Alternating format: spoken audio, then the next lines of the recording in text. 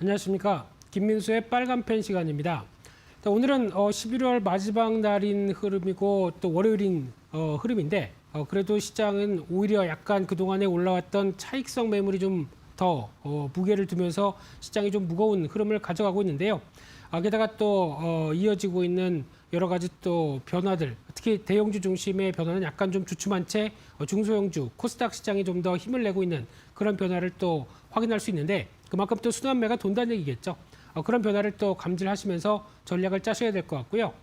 그와 함께 이번 주 또 중요하게 바라봐야 될 이슈와 그리고 또 일정들을 한번 점검해 보면서 특히 월말 월초로 들어가는 여러 가지 다양한 변수들을 한번 또 체크를 해보도록 하겠습니다. 가장 먼저 눈여겨봐야 될 부분들이 오늘 월요일 같은 경우 오전에 벌써 나왔죠. 특히 산업활동 동향이 발표가 됐는데 10월 달까지는 괜찮았지만은 11월 달엔 여러 가지 약간 또 부진한 모습들이 나오기 시작하죠. 그래서 대표적으로 보게 되면은 일단 가장 먼저 눈여겨볼 수 있는 게 이번에 발표된 흐름들 지난 10월 달까지는 모두 다 좋았습니다. 생산, 소비, 투자 다 좋았는데 이번에는 소비는 다시 하락하기 시작하고 투자도 하락하고 생산은 약간 보합권. 그러다 보니까 지금 바라보고 있는 입장 쪽에서 소비나 투자 모두 다 약간 어떤 영향을 받고 있는 측면들이 어떤 3차 대유행, 특히 이어지고 있는 어떤 코로나19 사태의 여파들이 같이 또 영향을 끼치고 있다는 관점 쪽에서 약간 어떤 지표에 대한 미치는 영향들은 다시 어떤 약간 어두운 모습들을 다가오고 있다고 봐야 될 것 같고요. 이런 측면으로 봤을 때는 12월 달도 여전히 또 부진한 모습들이 이어갈 가능성이 높기 때문에 일단 특히 소비 관련된 부분들에 대한 모멘텀들이 많이 떨어지고 있다라는 부분들이 확인된다고 봐야 될 것 같고요. 그와 함께 또 바라봐야 될 부분들이 오늘 월요일 날 같은 경우 신라젠 상장 폐지에 대한 여부가 결정이 될 걸로 보여집니다. 솔직히 어떻게 될지 잘 모르겠습니다만 그래도 주주가 한 17만 명이 된다고 하죠. 그러다 보니까 아무래도 어떤 정부 입장 쪽에서는 상장 폐지 쪽으로 가기는 좀 힘들지 않을까라는 생각은 살짝 들지만은 일단 이슈와 관련된 부분들을 좀 더 지켜봐야 될 것 같고요. 그 밖에 중국의 11월 제조업 PMI와 비제조업 PMI, 특히 제조업 PMI 이번에 방금 전에 나왔는데 상당히 또 좋게 발표가 됐죠. 그래서 또 3년 만에 최고치를 기록하면서 52.1을 기록했다라고 하게 되면 역시나 중국은 일단 계속 확장세로 들어가고 있다. 마찬가지로 비제조업도 나쁘지 않은 모습들이죠.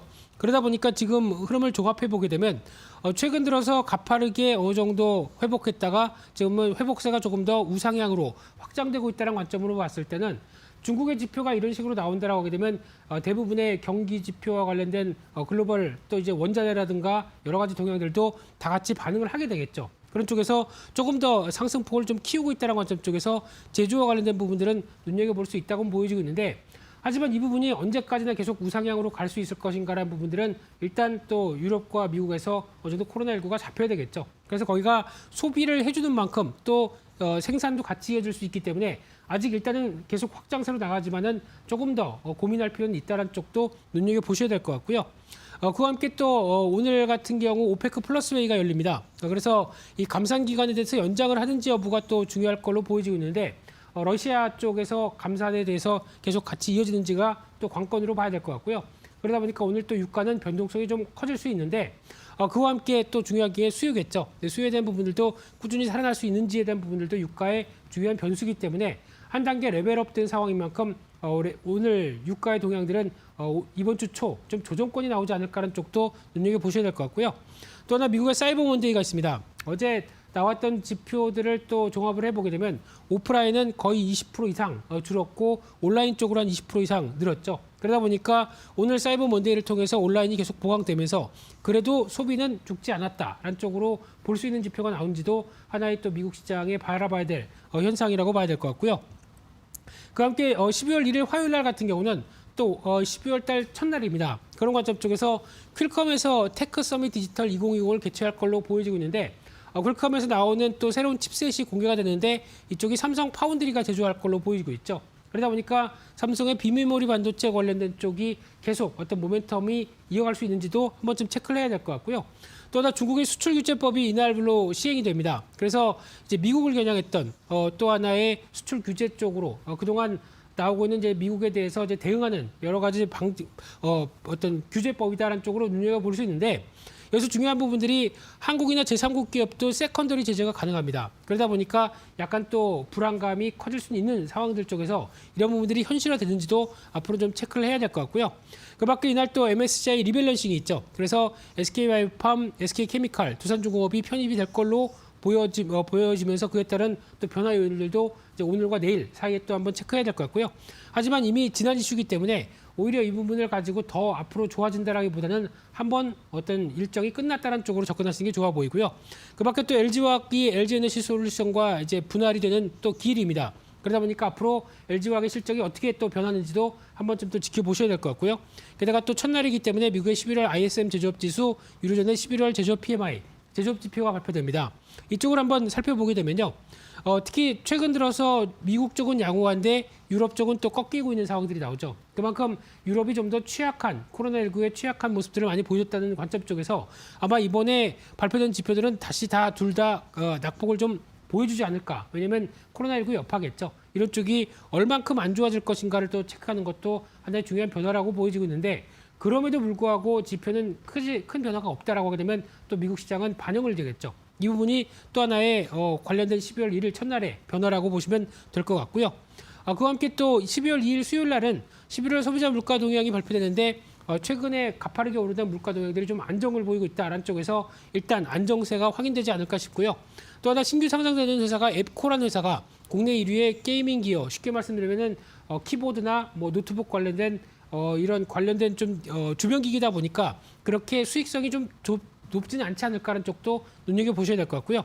또 NFC라는 회사, 화장품 제조 및 유통인데 지금 그렇게 크게 부각받을 상황은 아니겠죠.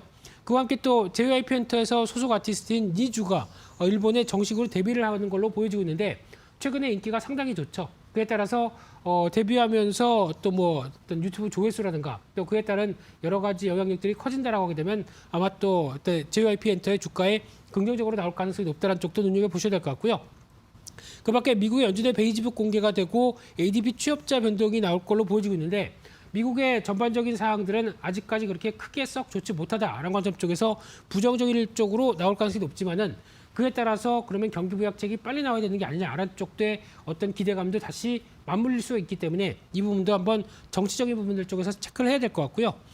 그와 함께 또 12월 3일 목요일 날은 한국의 수능일입니다. 그러다 보니까 이날은 개장이 1시간 늦춰진다는 점 염두에 두시고요. 또 폐장도 1시간 연장됩니다. 그러다 보니까 그에 따른 또 아침부터 일찍 주문 내신다라고 하는 부분들은 좀 없으셔야 되겠죠. 그래서 연장 부분들 체크하셔야 될 것 같고요. 이날 또 신규 상장되는 종목이 두 종목이 있는데 클리노믹스라는 회사, 유전체 관련된 쪽의 분석회사, 포인트 모바일이라고 하는 산업용 PDA 쪽에 주력을 하는 회사인데 아마 바이오 쪽에 대한 관심이 높으면 이쪽에 대해서 약간 또 무게가 실리지 않을까라는 생각도 들고 있고요. 그 밖에 이날은 미국과 중국 모두 다 서비스 관련된 PMI 지수가 발표됩니다. 이쪽을 또 한번 같이 비교를 해서 본다고 하게 되면요. 마찬가지로 지금 PMI 지수 쪽에서 서비스업 지수도 약간 중국과 미국 모두 다 양호하게 흘러갔지만은 일단 지금 최근에 나오고 있는 또 소비 관련된 지표들을 봤을 때 중국은 선전을 할 가능성이 높지만 미국은 약간 또 꺾이지 않을까라는 쪽에 미국에 대한 지표 기대감은 최근에 계속 낮아 있다는 쪽도 이번에 나올 가능성이 높기 때문에 일단 눈높이가 한 단계 낮아져서 이번 지표가 나올 가능성이 높다는 점들을 염두하면서 이번 주에 주요한 지표들을 살펴보셔야 될 것 같고요.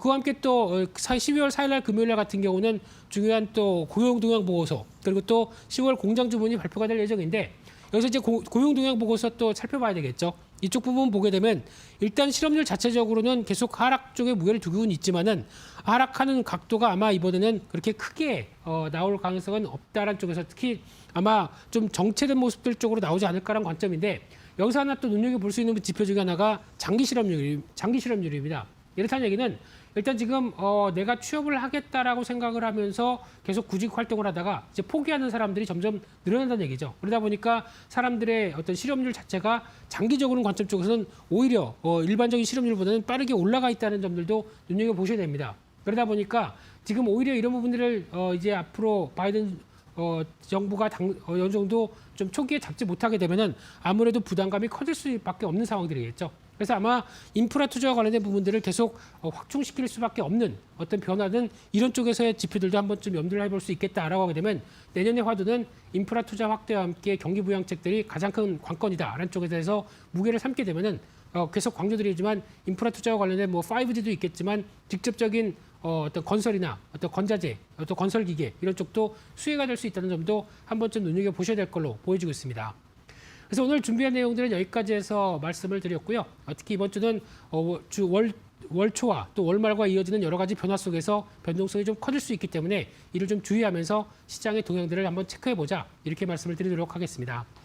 오늘 준비한 내용들은 여기까지 해서 말씀드리고요. 또 내일 이 시간에 다시 찾아뵙도록 하겠습니다. 감사합니다.